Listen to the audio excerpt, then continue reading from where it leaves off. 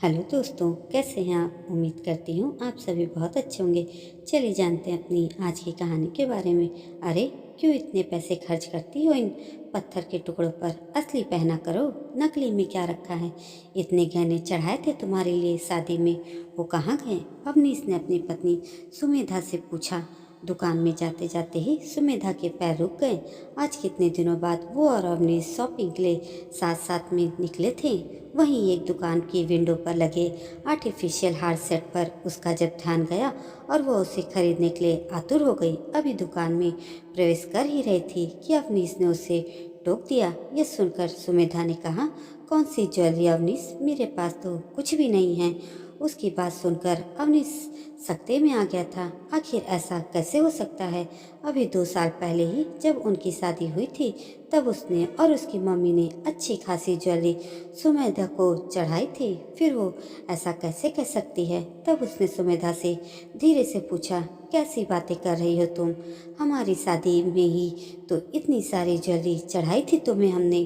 कहाँ गई वो सब। पता नहीं, मम्मी जी के पास थी, उन्होंने यह कहकर मुझसे ले ली थी कि दीदी ने सैंपल के लिए मांगी है, उन्हें भी ऐसी ही ज्वेलरी खरीदने हैं। पर मुझे वो दोबारा कभी वापस नहीं मिली और ना ही उन्होंने दी। उसकी बात सुनकर कुछ सोचकर अवनीश बोला, फिर तुमने जो अभी 3 महीने पहले अपनी मौसी की लड़की की शादी में कौन सी ज्वेलरी पहनी थी, तब भी तुमने ये पत्थर के टुकड़े ही पहने थे क्या। उसकी बात सुनकर सुमेधा नजरें झुकाए चुप रही। यह देखकर अवनीश को गुस्सा आ गया। उसे यकीन नहीं हो रहा था कि उसकी मम्मी ऐसा कर सकती हैं, पर फिर भी उसने अपने आप को शांत करते हुए कहा, तुमने ये बात मुझे पहले कभी क्यों नहीं बताई। कैसे बताती। जब भी आपका फ़ोन आता था तो हमेशा मम्मी जी मेरे आसपास ही बैठी हो रहती थी।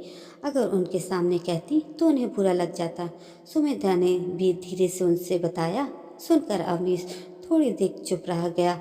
फिर सुमेधा से बोला, छोड़ो अभी ये सब शॉपिंग वॉपिंग, अभी घर चलो, मैं बात करता हूँ मम्मी से। पर मम्मी जी को लगेगा कि मैंने तुम्हें भड़का दिया है। दूध पीता बच्चा हूँ क्या मैं, और बात करने से ही हल निकलता है, ये चुप रहने से नहीं। जब अवनीश ने कहा तो सुमेधा अवनीश के पीछे पीछे घर के लिए रवाना हो गई। अवनीश और सुमेधा की शादी को 2 साल हो चुके थे, पर सुमेधा की यह दूसरी शादी थी। सुमेधा का पहला पति बड़ा ही शक्की मिजाज का था। अगर कभी सुमेधा किसी से बात करती दिख जाए तो वो गुस्सा हो जाया करता था और अपने गुस्से में वो सुमेधा को पीटने से बाज भी नहीं आता था। लेकिन जब सुमेधा प्रेग्नेंट हुई तो उसके पति ने उस पर यह लांछन लगा दिया कि ये बच्चा उसका नहीं है और उसे इस तरह से पीटा कि उसका मिसकैरेज भी ये हो गया। तब सुमेधा बर्दाश्त नहीं कर पाई और उसने अपने पहले पति से तलाक ले लिया और उसे जेल की हवा तक खिला दी। वो दौर उसके लिए बहुत परेशानी वाला था। जितने मुंह थे उतनी तरह की बातें होती थी। कुछ दिनों तक वो डिप्रेशन की हालत में ही रही, लेकिन उसके बाद उसने अपना ऑफिस ज्वाइन कर लिया, जहाँ पर उसकी मुलाकात अवनीश से हुई। अवनीश को सुमेधा के बारे में उसके दोस्तों ने बताया था। पहले तो उसे उससे हमदर्दी हुई, फिर धीरे धीरे वो उससे प्यार करने लगा और आखिर एक दिन उसने उससे शादी के लिए प्रपोज कर दिया। पहले तो सुमेधा ने साफ साफ इनकार कर दिया, क्योंकि अवनीश के लिए तो यह उसकी पहली शादी थी। लेकिन अवनीश के समझाने पर वह शादी के लिए मान गई। खैर, सुमिता के तो माता पिता को इससे समस्या नहीं थी। उनकी तो बेटी का घर बस रहा था, उन्हें और क्या चाहिए था। लेकिन बेटी ससुराल में सम्मान पूर्वक रह सके, इसके लिए उन्होंने अवनीश से साफ साफ कहा था कि वो अपनी मम्मी को पहले राजी करे। जब तक उसकी मम्मी राजी नहीं होंगी तब तक वो शादी नहीं करेंगे। अवनीश की मम्मी शादी के लिए बिल्कुल भी तैयार नहीं थी। तलाकशुदा लड़कियों के लिए तो वैसे भी समाज में कई बातें होती हैं, उनके भी कानों तक सुमिता के लिए कई बातें पहुंची थी। तो फिर एक तलाकशुदा लड़की से वो अपने बेटे की शादी क्यों करती। उन्होंने उसे काफ़ी समझाया भी, लेकिन वह माना ही नहीं। अपनी बेटी की जिद के आगे आखिर उन्हें झुकना ही पड़ा और इस तरह सुमेधा की शादी हो गई और वह शादी होकर अपने ससुराल आ गई। लेकिन अवनीश की मम्मी यानी मालती जी ने उसे दिल से कभी भी नहीं अपनाया। वह सुमेधा की हर बात का ध्यान रखती थी कि कहीं सुमेधा उनके बेटे को झूठे इल्जाम में फंसाकर जेल न भेज दे या फिर सब कुछ अपने नाम न कर ले। उनके मन में एक डर समाया हुआ था। उन्हें यही लगता था कि सुमेधा ने उनके बेटे से पैसों के लिए शादी की है। कुछ दिनों बाद ही अवनीश को ट्रेनिंग के लिए कंपनी की तरफ से किसी काम से अमेरिका भेजा गया था। वह सुमेधा को अपने साथ ले जाना चाहता था, पर उसका वीजा नहीं बन पाया। अपनी इसकी गैर हाजिरी में कहीं वह सारे गहने यहाँ से रफू चक्कर न कर दे। इस डर से मालती जी ने सुमेधा से सारे गहने ले लिए और बोला कि उसकी ननद को भी ऐसे ही गहने बनवाने हैं, इसलिए सैंपल के तौर पर वो गहने मांग रही है। उसके बाद वह गहने उन्होंने अपनी बेटी के पास ही सुरक्षित रखवा दिए। फिर वह गहने उन्होंने सुमेधा को कभी वापस नहीं किए। यहाँ तक कि जब सुमेधा की मौसी की लड़की की शादी थी तब सुमेधा ने उनसे गहने मांगे थे, पर उन्होंने उसे नहीं दिए, ये कहकर कि अभी मेरी तबीयत ठीक नहीं है, मुझे परेशान मत करो, तुम कोई आर्टिफिशियल ज्वेलरी पहन लो। फिर सुमेधा ने भी ज़्यादा ध्यान उस तरफ नहीं दिया, पर जब वो अपनी बेटी से बातें कर रही थी तब उनके मन में क्या चल रहा है ये सुमेधा ने जान लिया। वो अपनी बेटी से कह रही थी, मैं तो उसे एक गहना न दूं, तलाकशुदा है, पता नहीं कैसे मेरे बेटे को फंसा लिया। ये भले ही लाख बुराई अपने पहले पति की बता रही है, लेकिन ताली कभी एक हाथ से बचती है क्या? ऐसी लड़कियों का क्या ही भरोसा, शादी पैसे ऐंठने के लिए ही तो की होगी।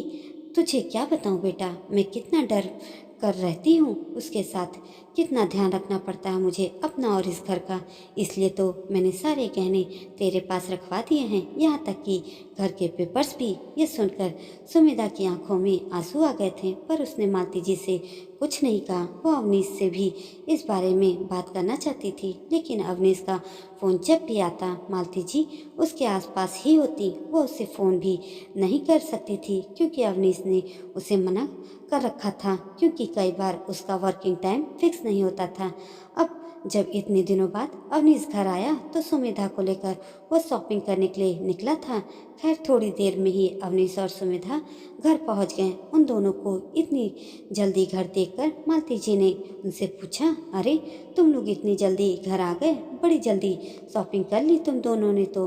बेटा पर सामान कहाँ है? तब बात को इधर उधर घुमाने से अच्छा अपनी इसने सीधे मुद्दे की बात की। मम्मी शॉपिंग छोड़ो, पहले आप ये बताओ सुमेधा के गहने कहाँ हैं? अचानक इस सवाल को सुनकर मालती जी चुप हो गई। उन्होंने सुमेधा की तरफ देखा।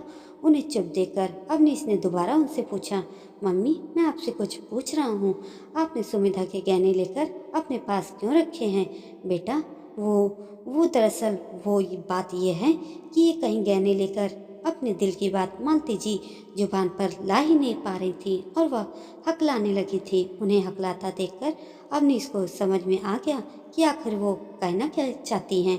मम्मी मैं आपसे बस सच जानना चाहता हूँ, आखिर आपके मन में क्या चल रहा है, आप मुझे साफ साफ बताओ।